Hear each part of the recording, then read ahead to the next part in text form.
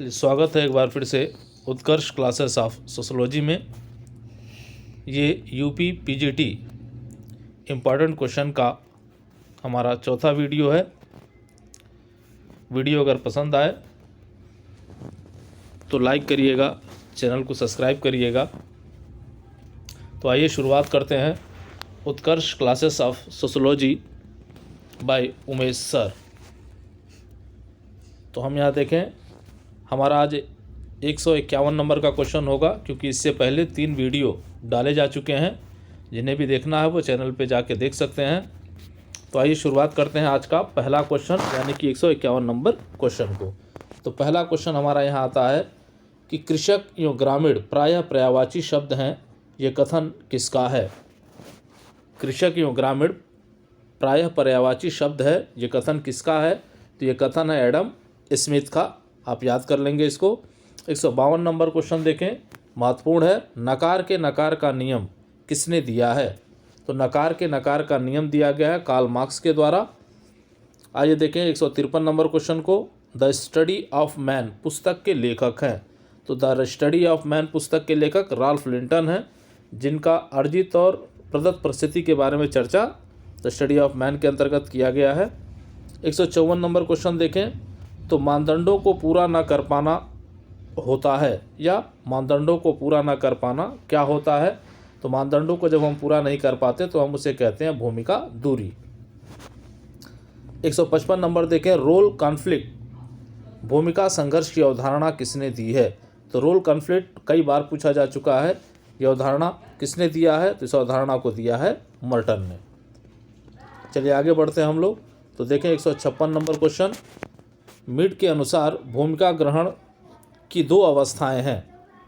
Mid कहते हैं कि भूमिका ग्रहण की 2 अवस्थाएं होती हैं, और वह अवस्थाएं हैं, ये कहते हैं कि प्ले स्टेज खेल की अवस्था और गेम स्टेज क्रीड़ा की अवस्था। तो ये 2 अवस्थाएं मिड के द्वारा बताई गई हैं, किसकी? भूमिका ग्रहण की। तो ये पूछा गया परीक्षा में कई बार, प्ले स्टेज खेल की अवस्था और गेम स्टेज क्रीड़ा की अवस्था। 157 नंबर क्वेश्चन देखें, राज्यसभा या किसी अन्य जगह नामित पदाधिकारी की परिस्थिति होती है, तो वह किस प्रकार की परिस्थिति होती है? तो 2 प्रकार की परिस्थितियां हैं, एक अर्जित है और एक प्रदत्त है। तो कौन सी परिस्थिति है? तो वो होती है अर्जित परिस्थिति। 158 नंबर क्वेश्चन देखें आप, विश्वासों की प्रणाली को क्या कहते हैं? तो विश्वासों की प्रणाली को कहा जाता है विचारधारा। 159 नंबर क्वेश्चन देखें, कपड़ा पहनना एक प्रकार की रूढ़ी है, जबकि क्या पहना जाए या कब क्या पहना जाए ये क्या है? तो एक तरह का ये लोकाचार है। कपड़ा पहनना रूढ़ी के अंतर्गत आता है, लेकिन कब क्या पहनना है ये लोकाचार के अंतर्गत आता है। आगे चलते हैं 160 नंबर क्वेश्चन पे। यहाँ देखें, लोकाचार और रूढ़ी या रूढ़ियों की तुलना में कानून का पालन होता है। आज भी भारतीय समाज की अगर हम बात करें तो लोकाचार और रूढ़ि की तुलना में कानून का जो पालन होता है वो बहुत कम होता है। तो ये है। 161 नंबर क्वेश्चन देखें, जैविक आधार अर्थात लिंग, आयु, प्रजाति संबंधी असमानता को कहते हैं। तो इस असमानता को क्या कहा जाता है? इसे कहा जाता है विभेदीकरण। जब जैविक आधार पे जब हम असमानताओं की चर्चा करते हैं, स्तरण की चर्चा करते हैं, तो इसे कहा जाता है विभेदीकरण। 162 नंबर क्वेश्चन देखें, कार्ल मार्क्स के अनुसार वर्ग की 2 अवस्थाएं होती हैं। तो वर्ग की वो कौन सी 2 अवस्थाएं होती हैं कार्ल मार्क्स के अनुसार? ये कहते हैं कि अपने में वर्ग या स्वयं के लिए वर्ग। एक ये कहते हैं कि अपने में वर्ग या स्वयं में वर्ग या स्वयं के लिए वर्ग होता है।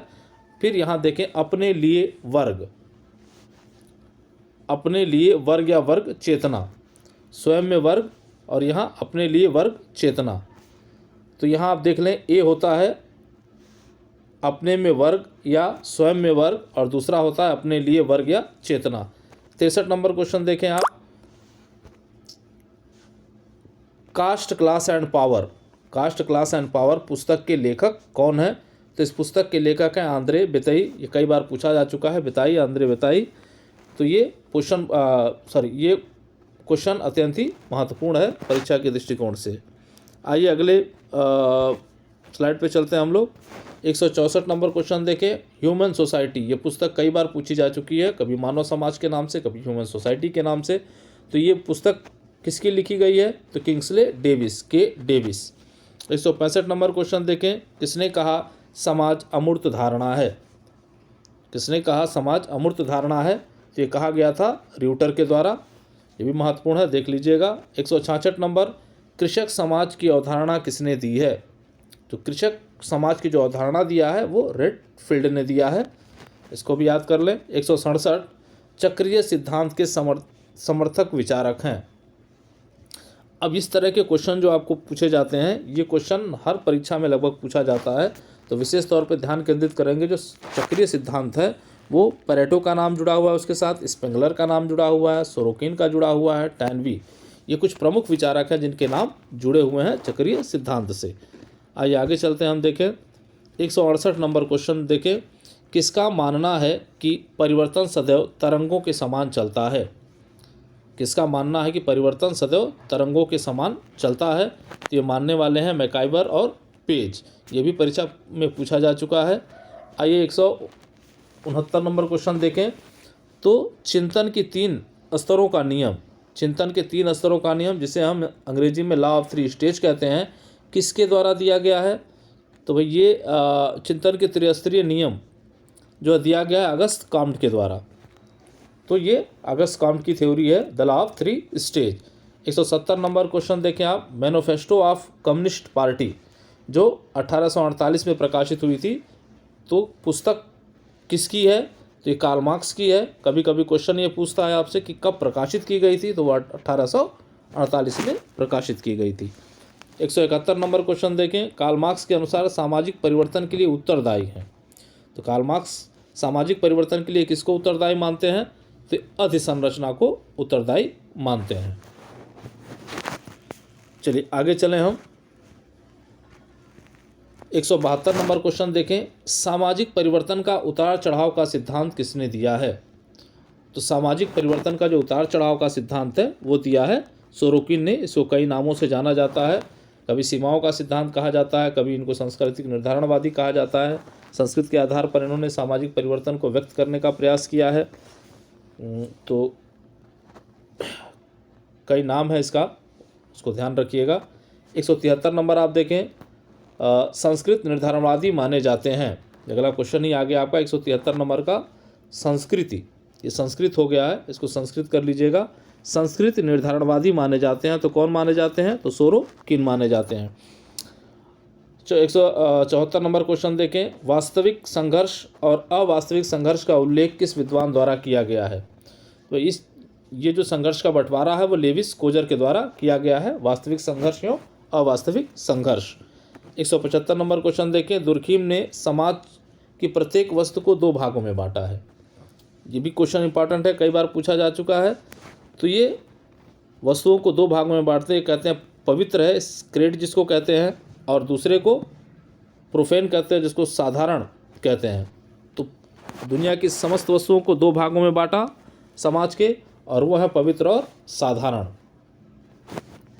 आइए अब अगले स्लाइड पे चलते हैं, जो क्वेश्चन दोहरा दिया गया है। आइए 176 नंबर पे देखें, डोमिनेंट कास्ट प्रभु जात की अवधारणा किसके द्वारा दी गई है? ये भी परीक्षा में कई बार पूछा जा चुका है, तो यम श्रीनिवास के द्वारा दिया गया है।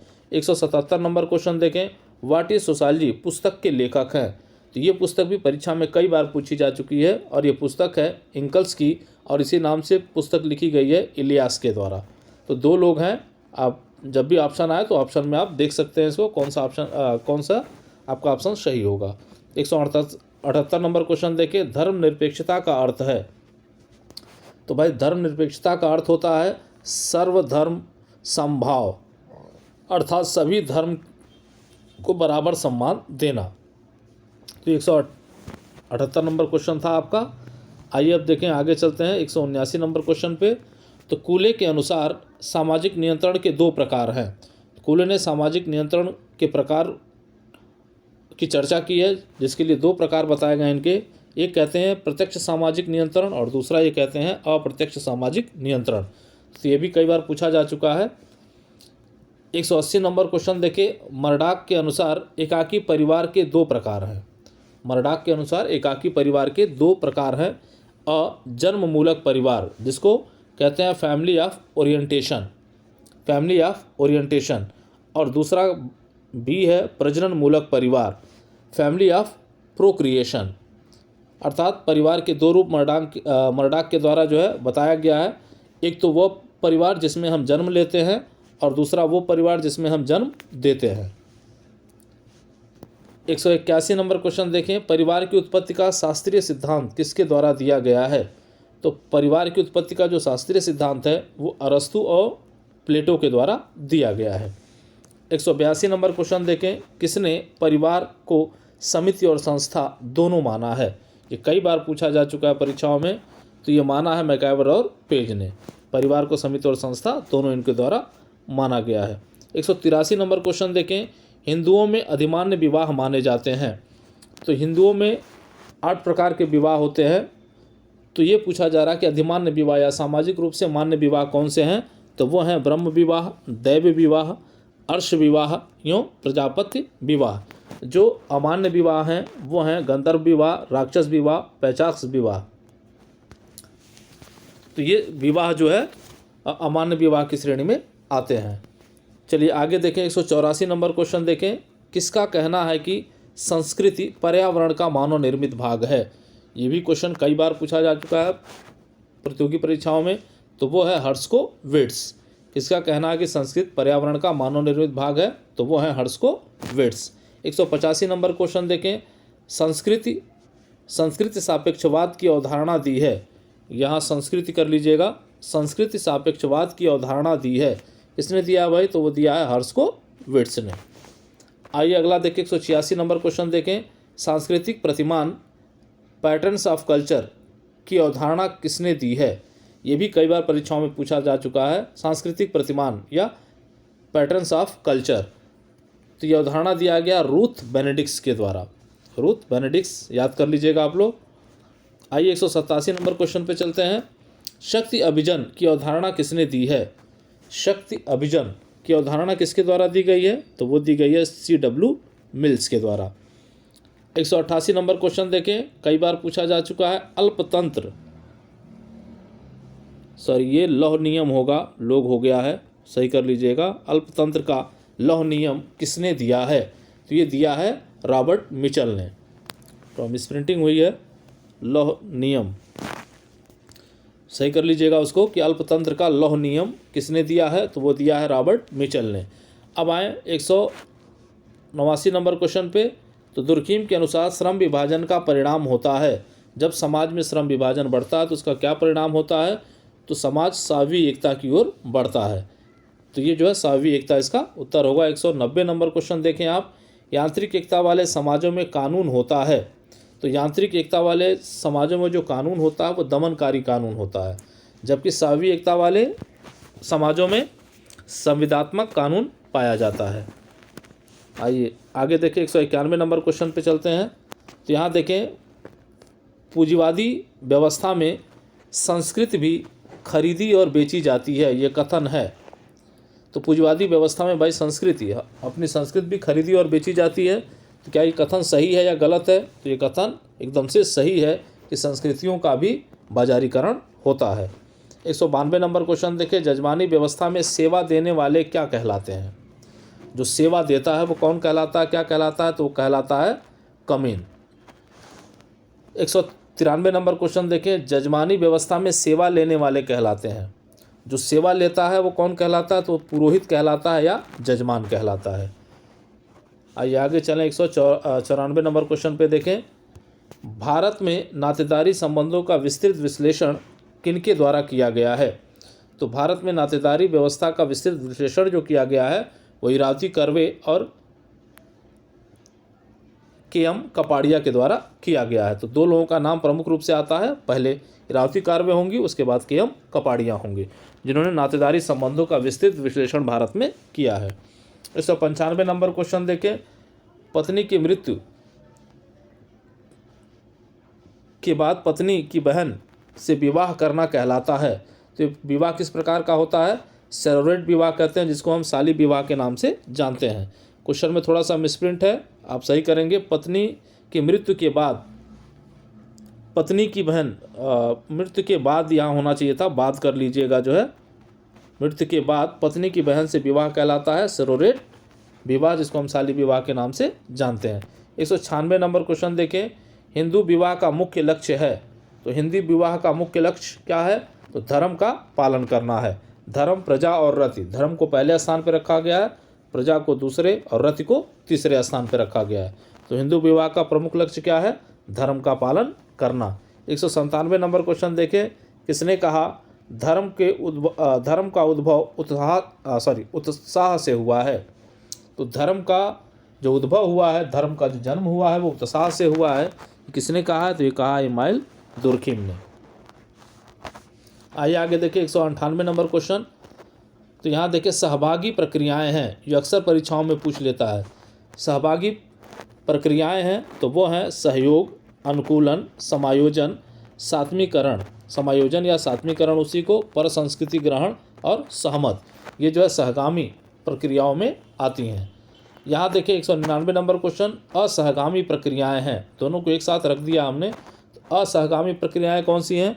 जो असहयोगात्मक हो सकती हैं, तो वह है संघर्ष, प्रतियोगिता, प्रभुत्व, शोषण। तो दोनों को साथ इसलिए रखा गया कि आप ध्यान देंगे दोनों को जो है, और दोनों पूछता है ये। 200वां क्वेश्चन हमारा जो अंतिम क्वेश्चन होगा आज का, वह है समाजीकरण से क्या अभिप्राय है? तो समाजीकरण का अभिप्राय है सीखने की प्रक्रिया। तो ये हमारे वीडियो का ये अंतिम क्वेश्चन था। ये वीडियो हमारा चौथा है, और चौथे वीडियो तक हमने 200 क्वेश्चन जो महत्वपूर्ण पीजीटी के लिए हो सकते हैं वो आपको बताए हैं। तो अगर वीडियो अच्छा लगेगा तो लाइक करिएगा और चैनल को सब्सक्राइब करिएगा। जय हिंद, जय भारत।